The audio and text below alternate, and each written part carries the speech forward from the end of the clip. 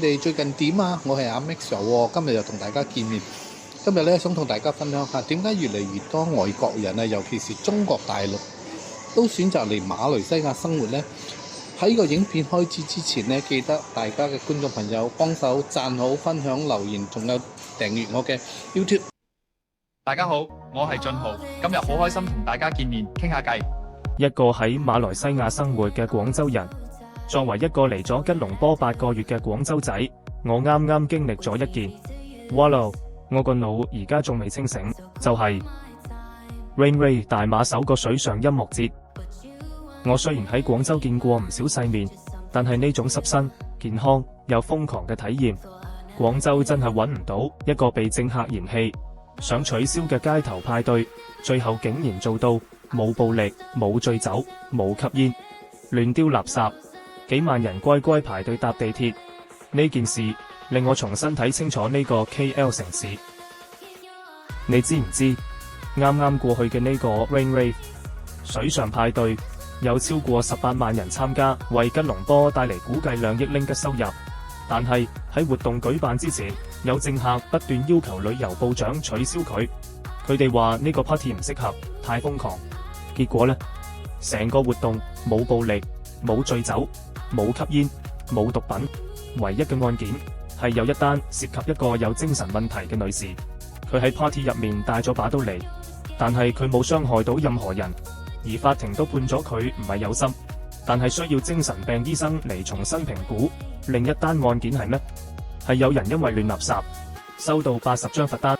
party 結束嗰陣已經差唔多凌晨1點，但我竟然見到一個好令我震撼嘅畫面，好多人竟然自動自覺喺條街度執垃圾。馬來西亞人嘅文明質素，呢份公德心絕對係馬來西亞人嘅驕傲。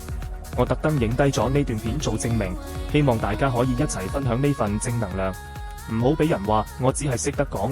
呢件事再次證明，其實馬來西亞人係好有紀律、好文明嘅。而家大家睇下呢段片，呢啲就係證據，費事到時有人話我喺度吹水、作古仔啊。仲有一個就係好令我震撼嘅畫面， party 結束嗰陣，幾萬人靜靜雞排隊等 MRT 返屋企。喺地鐵到達嗰陣，竟然冇人插隊或者粗魯咁推開乘客衝入去。呢件事令我重新睇清楚吉隆坡呢個城市入面嘅人。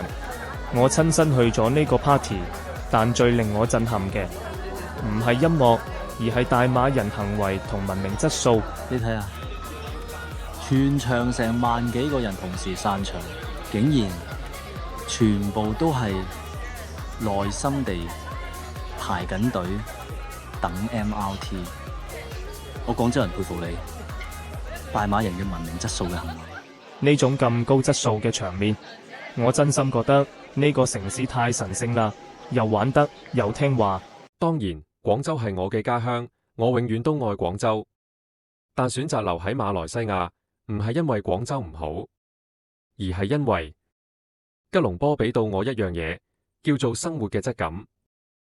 大馬人嘅高素質、文化嘅包容、生活嘅節奏，呢啲嘢加埋一齊，令我覺得呢度係一個我大馬人嘅高素質太濃正品，幫我震撼。係一個城市，最重要嘅係咩？喺下面留言分享你嘅故事啦！